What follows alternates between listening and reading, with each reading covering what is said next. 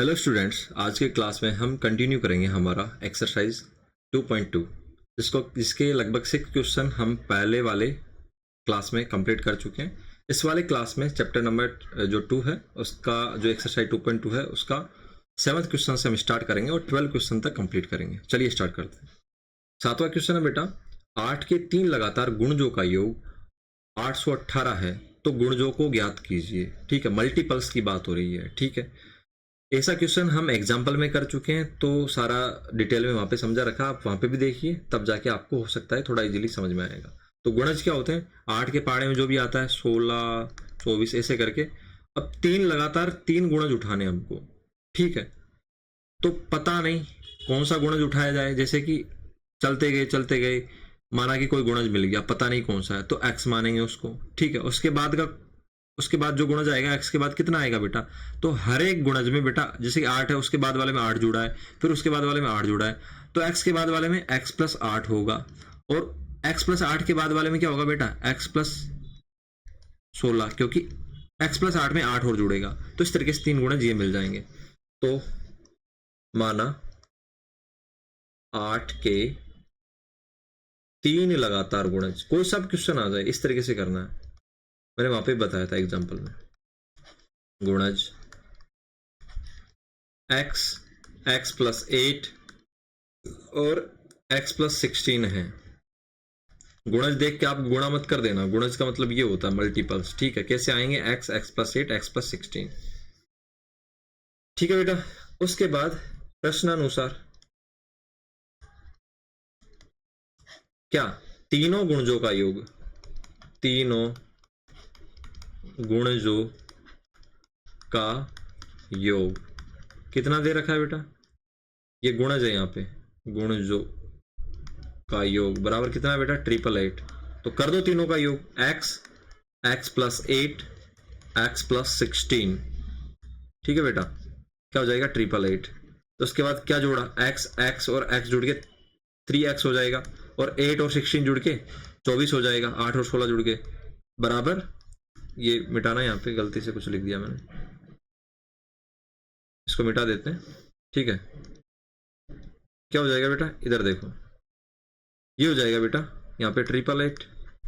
अब 24 को इधर ट्रांसफर कर देंगे, 24 यहाँ से माइनस हो जाएगा, 3x बराबर 888 माइनस 24। माइनस करो 24 को, 8 में से 4 गया 4, 8 में से 2 गया 6, 8 3x। ठीक है, तो 80 में से 20 गया 60, 8 में से 4 गया 4, 864, 864।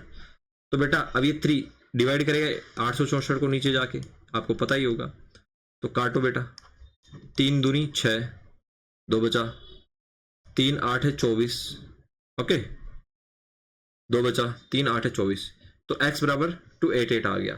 तो फिर अगर x बराबर 288 आ गया तो पहला गुणज मिल गया, फिर हम दूसरा गुणज x प्लस 8 इस तरीके से ज्ञात कर सकते हैं। अतः 8 के 3 लगातार गुणज x बराबर तो क्या आ गया बेटा, 288। तो पहला गुणज ये हो गया, x प्लस 8 बराबर क्या आ गया बेटा, 288 प्लस 8। तो क्या आएगा, जोड़ो 8 जोड़ो इसके अंदर, तो ये 90 हो जाएगा, 88 और 2 90, 96, 296। ठीक है बेटे, और तीसरा गुणज क्या है, x प्लस 16। तो 288 प्लस 16 जोड़ो बेटा, कितना आएगा, 2 आएगा बेटा। अब वो 98 हो गया, 10 ऐड करते ही 98 हो गया, तो 304। ठीक है, आप जोड़ के भी देख लीजिए, 8 6 14 का 4 हासिल 1। ठीक है, 304। तो तीनों गुणज क्या आ गए बेटा, x बराबर 288, x प्लस 8 बराबर 296, और x प्लस 16 बराबर 304। क्या आप याद कर पाएंगे? यहाँ पे कोई सा भी क्वेश्चन दे दे, 8 दे दे, 11 दे दे, कोई सी भी संख्या दे दे, गुणज इस तरीके से चलेंगे। जैसे यहाँ पे 8 था तो x प्लस 8, 10 होता है x प्लस 10, फिर उसके बाद x प्लस 20। ठीक है, इस तरीके से ऐसा क्वेश्चन हम पहले एग्जाम्पल में कर चुके हैं। चलते हैं क्वेश्चन नंबर 8 पे। 3 लगातार पूर्णांकों को बढ़ते क्रम में लेकर उन्हें ये सा क्वेश्चन 3 लगातार पूर्णांकों वाला पहले आ चुका है, 5 और 6 कोई सा क्वेश्चन था। अब क्या कर दिया, उसमें एक नई स्टेप ऐड कर दी।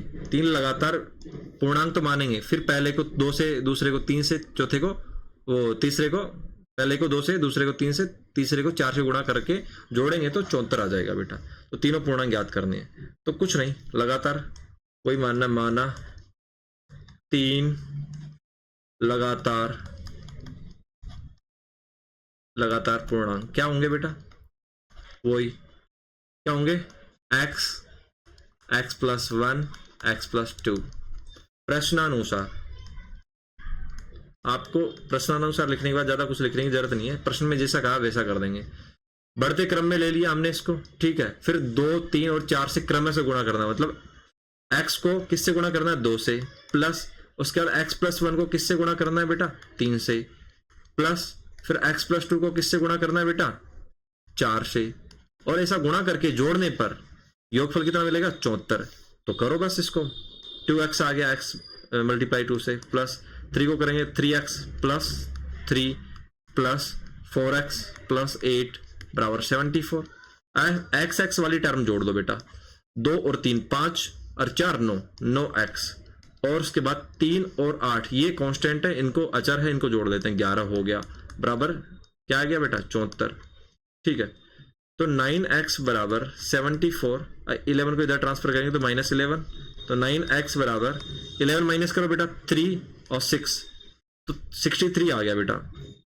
ओके, उसके बाद x बराबर क्या आएगा, 63 बटे 9, तो 9 7 63 होता है, x बराबर 7 आ गया। अतः तीनों पूर्णांक यहां से नोट करना तुम, अतः तीनों पूर्णांक क्या आएंगे बेटा, x बराबर 7, x प्लस 1 बराबर 7 प्लस 1 बराबर 8, x प्लस 2 बराबर 7 प्लस 2 बराबर 9। ठीक है, तो तीनों पूर्णांक आ गए 7, 8 और 9। अब चलते हैं क्वेश्चन नंबर 9 पे। ये ऐसा क्वेश्चन मैंने आपको बता दिया है पहले भी, ठीक है, एग्जाम्पल इसी टाइप का क्वेश्चन आया है। राहुल और हारून की वर्तमान आयु में अनुपात ऐसे दिया है, तो इनकी वर्तमान आयु 5x और 7x हो जाएगी। अनुपात देने पे x से मल्टीप्लाई कर देते हैं, इसका रीजन ही बताया मैंने एग्जाम्पल्स में। और उसके बाद 4 वर्ष बाद उनकी आयु का योग 56 वर्ष हो जाता है। तो ऐसे क्वेश्चन में पहले उसकी वर्तमान आयु मान लेते हैं, ठीक है। तो वर्तमान आयु मानने की जरूरत नहीं, यहाँ पे दी गई है, माना, ठीक है। मैंने माना क्यों लिखा, क्योंकि हम x से मल्टीप्लाई करेंगे तो कुछ ऐड कर रहे हैं तो उसमें मानना पड़ेगा। माना राहुल और हारून की, हारून है बेटा ये, वर्तमान आयु 5x और 7x है, ठीक है बेटा। 4 वर्ष बाद राहुल की आयु, ठीक है, क्या हो जाएगी, अभी कितनी है वर्तमान में राहुल की आयु बेटा 5x, तो 4 वर्ष बाद क्या हो जाएगी, 4 वर्ष बाद पूछा है तो 5x प्लस 4, ठीक है, बाद वाली में जुड़ेगा, ठीक है। बाद आपकी आयु अभी 20 है, अगर आपसे पूछा जाए 4 वर्ष बाद तो 24 होगी ना, और पहले की पूछा जाए कि 4 वर्ष पहले तो घटा देना है। इस तरीके से 4 वर्ष बाद हारून की आयु, ठीक है बेटा, वो क्या होगी बेटा, 7x प्लस 4। अब क्या कह रखा है, 4 वर्ष बाद इन दोनों की आयु का योग, मतलब ये और ये जुड़ के 56 ईयर हो जाता है, उनकी वर्तमान आयु ज्ञात करनी है, ठीक है। तो प्रश्नानुसार क्या कर देंगे, इन दोनों की आयु जोड़ देंगे, 5x plus 4 plus 7x plus 4 equal to 56। तो जोड़ो बेटा, 5x और 7x कितना हो गया, 7 और 5 12x प्लस 4 और 4 कितना हो गया बेटा, 8 बराबर 56। 12x बराबर 56 माइनस 8, तो 12x बराबर बेटा 6 उड़ गया और 2 एक्स्ट्रा बचा था, 2 गया तो 48। x बराबर 12 चौक 48, 48 बटे 12, तो 4 बार कट जाएगा, ठीक है। x बराबर 4 आ गया। अतः क्या, राहुल वर्तमान आयु किसकी, पहले राहुल की वर्तमान आयु कितनी हो जाएगी बेटा? कितनी है देखो ऊपर कितनी है 5x तो 5x बराबर 5 मल्टीप्लाई x बराबर 4, x की वैल्यू 4 रख दी हमने तो 20। तो राहुल की वर्तमान आयु क्या आ गई 20।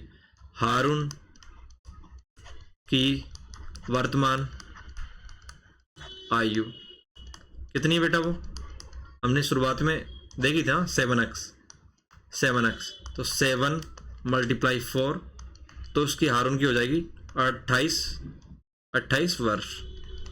ठीक है बेटे, यहाँ पे वर्ष लगा लेना। ठीक है, तो इस तरीके से आपको ये क्वेश्चन करने हैं, ज़्यादा कठिन नहीं है। इसे रेशो दिया होता है तो डायरेक्ट उनकी आयु को 5x 7x मान लेते हैं। ऐसा क्यों करते हैं मैंने ये एग्जाम्पल करवाया था, उसमें बता दिया था इस एक्सरसाइज के पहले। ठीक है, क्वेश्चन नंबर 10, किसी कक्षा में बालक और बालिकाओं, वही रेशो वाला है तो वही गेम करना पड़ेगा। बालक और बालिकाओं की संख्या में अनुपात ये है तो बालकों की संख्या क्या हो जाएगी 7x और बालिकाओं की संख्या हो जाएगी 5x। वैसे जैसे अभी हमने थोड़ी देर पहले देखा था, यदि बालकों और बालिकाओं की संख्या बालिकाओं की संख्या से 8 अधिक है, इसका मतलब क्या है? इसका मतलब यह है बालिकाओं की संख्या और बालकों की संख्या का अंतर। देखो, या तो मैं ऐसे कह दूं आपसे कि जो बालिकाएं हैं उनकी संख्या बेटा बालकों की संख्या से 8 अधिक है, या मैं ऐसे कह दूं कि बालिकाओं की संख्या में से अगर बालकों की संख्या घटाएंगे तो 8 आएगा, मतलब उनकी संख्या 8 अधिक है। कहने का मतलब तो यही है ना। तो कहने का मतलब ये है, अगर ऐसे कह दिया जाता बालिकाओं और बालकों की संख्या का अंतर 8 है, उसका मतलब भी यही होता। तो बेटा हमको अंतर पे पहुंचना है। ठीक है, यहां से अधिक का मतलब क्या है? इन दोनों का अंतर। तो कक्षा में कुल कितने विद्यार्थी होंगे? तो चलो आओ बिल्कुल इजीली कर लेते हैं। माना वही बालक और बालिकाओं की संख्या क्या है बेटा? 7x और 5x। ठीक है बेटा, प्रश्नानुसार संख्या किसमें में अंतर, बालक और बालिकाओं की संख्या में अंतर। ठीक है, कितना हो जाएगा बेटा? 7x माइनस 5x बराबर कितना है बेटा? 8। इसका मतलब बालिकाओं की संख्या 8 अधिक है, इसका मतलब क्या है? बालकों से 8 अधिक है। इसका मतलब क्या है? बालिकाओं की संख्या से बालकों की संख्या घटेगी तो 8 आएगा, मतलब इन दोनों का अंतर बालिकाओं की संख्या का। क्या मैंने गलत कर दिया? हाँ सॉरी, मैंने गलत बोल दिया बेटा। बालकों की संख्या अधिक है तो क्या बालकों की संख्या में से बालिकाओं की संख्या घटाएंगे, ठीक है, तो 8 आएगा? बिल्कुल आएगा, क्योंकि हम क्या कह रहे हैं कि बालकों की, सॉरी बेटा अगर मैंने पहले बालिकाओं बोल दिया है तो सॉरी उसके लिए, मैं वापस से बोल रहा हूं। यहाँ पे बालकों की संख्या 7x है और बालिकाओं की संख्या 5x है। ठीक है बेटा, इसका मतलब बालकों की संख्या बालिकाओं की संख्या से 8 अधिक है। इसका मतलब क्या है? अगर बालकों की संख्या में से बालिकाओं की संख्या घटाएंगे तो 8 आएगा। तो हमने वही किया, बालकों की संख्या 7x में से 5x, बालिकाओं की संख्या घटा दी, 8 आ गया। तो यहां बचा 2x बराबर 8, x बराबर 8/2 बराबर 4, x बराबर 4 आ गया। तो क्या क्या याद करना? कक्षा में कुल विद्यार्थी। तो पहले बालिकाओं की संख्या कितनी है बेटा? 5x बराबर 5 मल्टीप्लाई 4 बराबर 20। बालकों की संख्या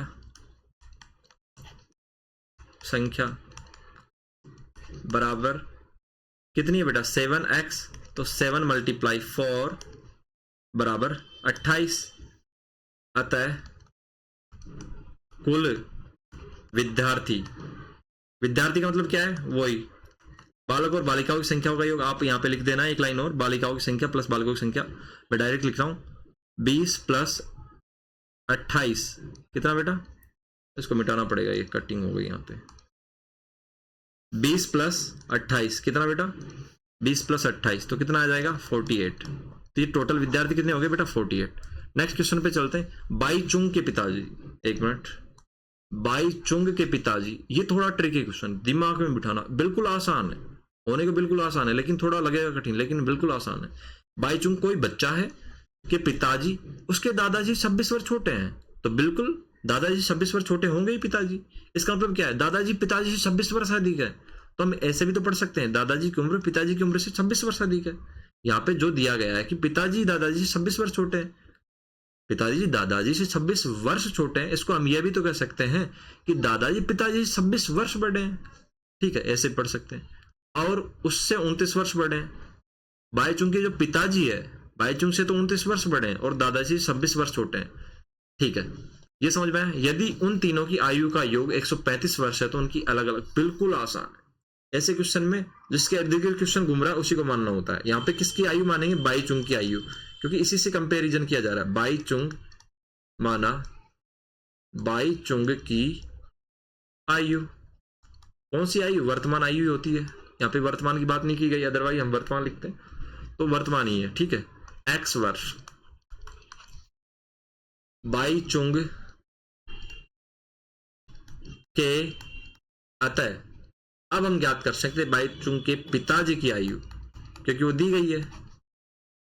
जो दी गई होती है उसको हम नहीं मानते हैं। ठीक है, तो पिताजी की आयु दी गई है, वो क्या है? 29 वर्ष बड़े बाईचुंग से, तो x बाईचुंग की आयु है तो 29 प्लस कर दो, पिताजी की आयु आ जाएगी बेटा। अब तुम कहोगे दादाजी की आयु, दादाजी की आयु भी दी गई है। कैसे दिया गया है कि दादाजी, पिताजी 26 वर्ष छोटे हैं दादाजी, इसका मतलब दादाजी 26 वर्ष बड़े हैं पिताजी से, तो पिताजी की आयु दी गई है।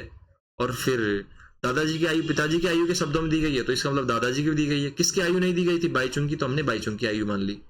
दादाजी, किसके दादाजी? बाईचुंग चुंग के दादाजी की आयु। ठीक है, वो क्या हो जाएगी बेटा? दादाजी कितने हैं? पिताजी दादाजी 26 वर्ष छोटे हैं, इसका मतलब क्या है? दादाजी पिताजी 26 वर्ष बड़े हैं, तो x प्लस 29 प्लस 26, तो जोड़ो बेटा पिताजी की आयु में दादाजी की आयु, तो बेटा x 9 और 6 कितना हुआ बेटा? 15 हुआ। कितना हुआ बेटा? 9 और 6 15, और 20 20 40, 40 और 15 कितना हो गया बेटा? 40 और 10 50, 55, तो 9 और 6 15 का 5 हासिल 1, ऐसे भी करके देख सकते हैं वर्ष। इन तीनों की आयु का योग 135 वर्ष है। प्रश्नानुसार तीनों की आयु का योग, ठीक है बेटा, कितना है बेटे? वो है बेटा 135 वर्ष। कितना है मेरे बेटे? 135 वर्ष। तो तीनों की आयु जोड़ दीजिए, x प्लस 29, बस इतना ही था। ऊपर जो समझ रहा 3 लाइन वही समझने की थी, प्लस x प्लस 55 बराबर 135। तीनों की आयु ज्ञात करनी है, ज्ञात हो जाएगी x निकलते ही। तो बेटा तीनों में कितना x आ रहा है? एक x ये रहा, एक x ये रहा, एक x ये रहा, 55 है रे। ठीक है, तो 3x प्लस, अब 55 और 29 जोड़ो बेटा। कैसे जोड़ोगे? 50 निकालो यहां से और यहां से 20 निकालो, 50 और 20 70, 70 और ये 9 जोड़ो, कितना हुआ? 79, 79 में 5 जोड़ो बेटा, 80 84, और वैसे भी जोड़ के देख लो, 9 और 5 कितना? 14 का 4 हासिल 1, 5 और 2 7 और 1 8, तो 3x प्लस 84 मतलब 3x प्लस 84 बराबर 135, ये आ गया बेटा। तो क्या करेंगे? 3x को इधर रखेंगे, 84 को इधर ले जाकर घटाएंगे, 3x बराबर 135 माइनस 84, क्या आएगा बेटा? 135 में 84 घटाओ बेटा। तो क्या करोगे इसके लिए? सबसे पहले देखो, या तो आप ऐसे घटाओ ट्रेडिशनल, या मैं बताता हूं वैसे घटाओ। पहले 130 में से 80 घटाओ, तो कैसे घटाओगे? 130 में से 30 उड़ाओ, 30 चला गया। ठीक है बेटा, अब 50 घटाओ किसमें? 100 में से। 130 में से 80 घटाने के लिए पहले क्या करना पड़ेगा? 130 में से 30 उड़ाओ, तो 30 गया, तो इधर 50 एक्स्ट्रा बच गया, तो 100 में से 50 घटाओ, 50 बचा। अब 50 बचा तो 5 में से 4 गया, तो 1 बचा, तो 51 आएगा। ठीक है, अब करके देख लीजिए, 5 में से 4 गया 1, 13 में से 8 गया 9 10 11 12 13 51। ठीक है बेटा, तो कुल मिला के क्या आ गया हमारे पास? इधर देखो, 3x बराबर 51 और x बराबर 51/3, और x बराबर कितना आएगा? 17, क्योंकि 17 तो 51 होता है, 3 से काट दिया 51 को 17 बार। तो बेटा अब बाईचुंग की आयु, चुंग की आयु कितनी है बेटा? x बराबर, x कितना मिला? 17 वर्ष। ठीक है, 17 वर्ष हो गई। पिताजी किसके? बाईचुंग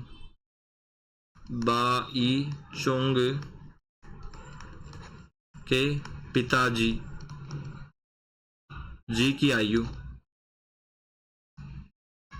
कितनी है बेटे?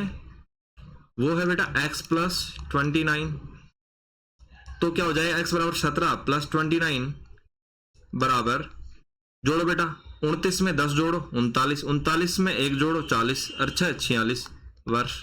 देख लेना कैलकुलेशन, अगर कहीं पे गलती हो जाए तो नीचे टाइम स्टैम्प लिख देना कि यहाँ पे गलती हो गई है। बाई चुंग के आ क्यों नहीं रहा है, दादाजी की आयु कितनी है बेटा, वो है बेटे x प्लस 55 वर्ष। ठीक है बेटा, तो दादाजी करके मैं इधर लिख देता हूं, दादाजी। ठीक है, यहां पे लिख लेना, उस लाइन को आगे यहां पे लिख लेना, मैं शॉर्टकट में लिख रहा हूं। तो x प्लस 55 बराबर x कितना था बेटा 17, 55 जोड़ेंगे इसमें। ठीक है बेटे, तो क्या होगा 7 और 5 12 का 2 हासिल 1, 55 में 10 जोड़ो सीधा, कितना हुआ 65, 65 में 5 जोड़ो बेटा 70 और 2 72, 5 7 12 का 2 हासिल 1, 72 वर्ष। ठीक है, वर्ष जरूर लगाना है, 72 लिख दो केवल। तो भाई चुंग की आयु 17, पिताजी की आयु 46, दादाजी की आयु 72। मैं गोला लगा देता हूं अलग कलर से ताकि आपको अलग से हाईलाइट होता हुआ देखिए, 72, 46 और 17 वर्ष। तो क्या क्वेश्चन कठिन था? बिल्कुल नहीं, बस यहीं पे समझना था, पिताजी की आयु दादाजी की आयु यहीं पे समझना था। ठीक है, चलो नेक्स्ट क्वेश्चन पे चलते हैं, थोड़ा कलर चेंज कर लेते हैं। 15 वर्ष बाद रवि की आयु, उसकी वर्तमान, दिखने में कितना छोटा क्वेश्चन है, ट्रिकी है आसान भी है, ट्रिकी है आसान भी है। 15 वर्ष बाद रवि की आयु उसकी वर्तमान आयु से 4 गुनी हो जाएगी। समझो एक बार, सोचो क्या कहना चाह रहा है, रवि की वर्तमान आयु क्या है। चलो अभी जैसे मैं समझाऊं समझ में आ जाएगा। तो क्या बेटा 15 वर्ष बाद रवि की जो आयु है ना, उसकी वर्तमान आयु से 4 गुनी हो जाएगी। तो पहले ऐसी कंडीशन में क्या मानते हैं, माना क्या रवि की वर्तमान आयु कितनी हो जाएगी बेटे x वर्ष। तो 15 वर्ष बाद की बात कर रहा है, तो 15 वर्ष बाद रवि की आयु कितनी हो जाएगी। अरे बेटा आपसे पूछा जाए, आपकी अभी 20 साल है तो 15 साल बाद कितनी होगी, तो 20 में 15 जोड़ दो 35 हो जाएगी ना। तो ऐसे ही रवि की अगर x है तो इसमें जोड़ेंगे 15, x प्लस 15 वर्ष। लेकिन प्रश्नानुसार, प्रश्न में क्या दिया गया है, प्रश्नानुसार वो ऐसे कह रहा है कि 15 वर्ष बाद जो रवि की आयु है ना, रवि की जो आयु होगी 15 वर्ष बाद, उसकी वर्तमान आयु की 4 गुनी हो जाएगी। तो कहना क्या चाह रहा है, जो 15 वर्ष बाद जो रवि की जो ये आयु है ना x प्लस 15, ठीक है बेटा, वो क्या हो जाएगी, उसकी रवि की जो वर्तमान आयु है उसकी 4 गुनी, मतलब x की 4 गुनी हो जाएगी, उसकी वर्तमान आयु से 4 गुनी हो जाएगी। ठीक है, तो वर्तमान जो आयु है x वर्ष, उससे 4 गुनी हो जाएगी क्या ये। तो x प्लस 15 कितना हुआ बेटा 4x, ऐसे लिख सकते हैं ना, वापस से मैं बता रहा हूं यहाँ पे क्या दिया गया है, उसकी 15 वर्ष बाद रवि की आयु ये निकाल ली हमने। ठीक है, x प्लस 15 उसकी वर्तमान आयु से 4 गुनी हो जाएगी। तो जो x प्लस 15 है उसकी वर्तमान आयु से 4 गुना कर दिया ना हमने, प्रश्न के अनुसार कर दिया ना बेटा, बस इतना ही करना था। अब रवि की वर्तमान आयु क्या है, रवि की वर्तमान आयु x है, x यहां से निकाल लेंगे, x को इधर भेजेंगे। ठीक है, तो 15 इधर रहेगा, 4x इधर आएगा, माइनस का x हो जाएगा, x माइनस का हो जाएगा, इधर क्या आएगा 3x और इधर 15। ठीक है, तो हम ऐसे भी लिख सकते हैं 3x बराबर 15, इधर इधर LHS RHS कन्वर्ट कर सकते हैं, x बराबर 15/3, 3 से काटेंगे 3 पंजे 15। तो रवि की वर्तमान आयु कितनी आ गई बेटा 5 वर्ष। सही है ना, अगर गलत हो तो आप कमेंट में बता देना। अगर देखो आज हमने 6 से लेके 12 तक क्वेश्चन कवर किए, 6 क्वेश्चन से लेके, और जिस बच्चे ने पढ़ा होगा उसका मुंह ऐसा होगा, और जिसने नहीं पढ़ा होगा बीच बीच में उठ के जा रहा होगा उसका मुंह ऐसा होगा। तो चलिए आपके ऊपर डिपेंड करता है आपका मुंह कैसा है। Thank you for watching. ठीक है, जुड़े रहिए, हम सारे कंसेप्ट मिलके यहाँ पे क्लियर करते रहेंगे, हम सब सारे के सारे जितने भी कंसेप्ट है मैथ के यहाँ पे क्लियर करते रहेंगे। तो नेक्स्ट वीडियो का इंतजार कीजिए जिसमें जो रिमेनिंग क्वेश्चन है वो कवर करवाए जाएंगे।